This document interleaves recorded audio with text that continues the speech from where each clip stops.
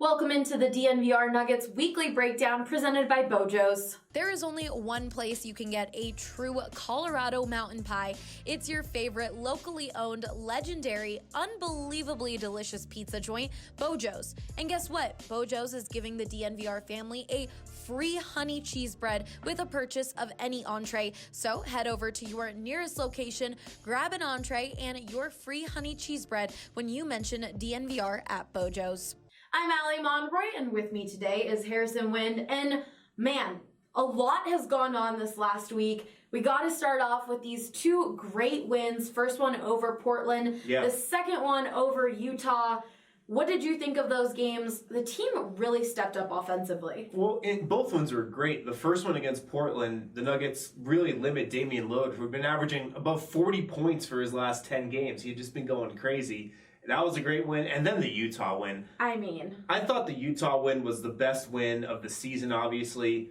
Maybe the best win of the Mike Malone era, probably just considering the circumstances. And being only available, only having 7 players on a back-to-back, 5th game in 7 nights. In Utah, too, which they had a losing streak of not winning there for nine games. It was a lot of games. And how Nikola Jokic played, for my money, that was the best game I've ever seen Nikola Jokic play. Just with the circumstances, who was available on a back-to-back. That was the best game I thought he's ever played. He was 30, 20, and 10 triple-double. Only the 9th player in NBA history to have a triple-double like that.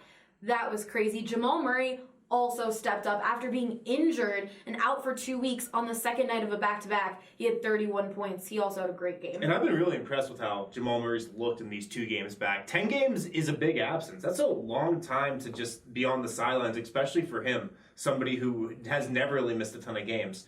But I've been really impressed with how he's played. It seems like he's really let the game come to him over these last couple of games. And I didn't really feel like that was always the case earlier on in this season. But, sitting on the sideline and watching what this team has done while you've been out, what Jokic has done, what Michael Porter Jr. has done, maybe that changes your perspective on things when you do come back. So, you were in the locker room after that Portland game. Reports came out that Malik Beasley, Juancho Hernangomez, and Jared Vanderbilt had been traded. Yeah. You were in that locker room when players were finding out. What was that like? It was surreal. It was surreal. And right when we walked into the locker room, Juancho was on his phone. Malik was at his locker talking with Jared Vanderbilt, who also was going to Minnesota, talking with Torrey Craig. Those guys were talking in real time about the latest rumors, what they were hearing and whatnot. So I have a feeling right when we walked in there, those guys had a sense that they could really be on the move.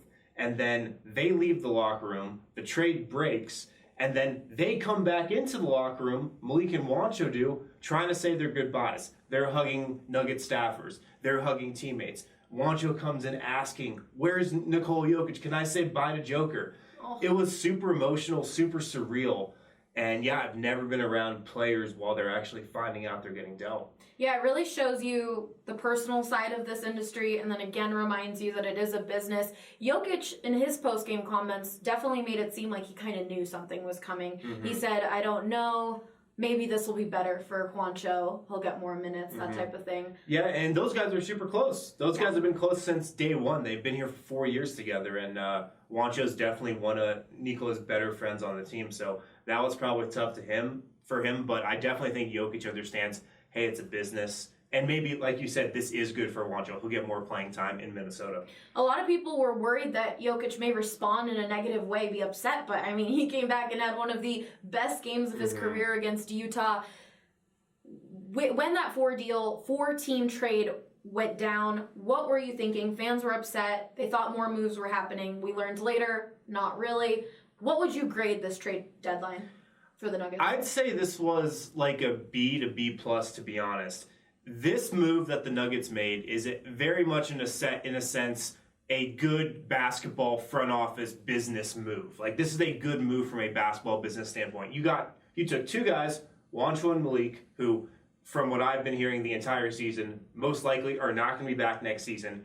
You took those guys and got a first-round pick out of it, which Denver did not have this summer. So that first-round pick can be used for trade capital this summer if the Nuggets want to go out and get a bigger name or whatnot. So getting a first-round pick for 2 guys who probably aren't going to be here next year is a really good move from a basketball standpoint. And also, I know Malik and Juancho have had some really good moments for this team, but the fact of the matter is, if you're putting together a playoff rotation that's 9 deep, maybe even 10 deep, Malik and Juancho aren't one of Mike Malone's top 10 guys right now. They probably would not be playing a lot in the playoffs, if at all. So to get a first-round pick for those guys and then get a couple guys back, Jordan McRae, Keita Bates-Diop, Noah Vonleh, who can plug some holes for you, I feel like just from a front office perspective, it was a good business move. Yesterday you told me that Jordan McRae trade was a sneaky good deal. Why do you think that? Well, I think it adds some shooting, and everybody was like, oh, the Nuggets lost one of their best shooters in Malik Beasley. They did. Jordan McRae is actually shooting better from 3 than Malik Beasley this season.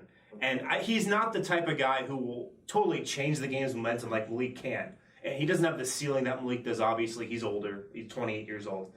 But I feel like he can still give you some of the stuff Malik did in terms of shooting. The Nuggets take on the Phoenix Suns Saturday night. We will be having a watch party at Illegal Pete's, so be sure to RSVP for that. There's limited seating. Yeah, get there early, too. We're going to be giving away raffles, shirts, all of that type of stuff, tickets to the game, so you're going to want to be there for that.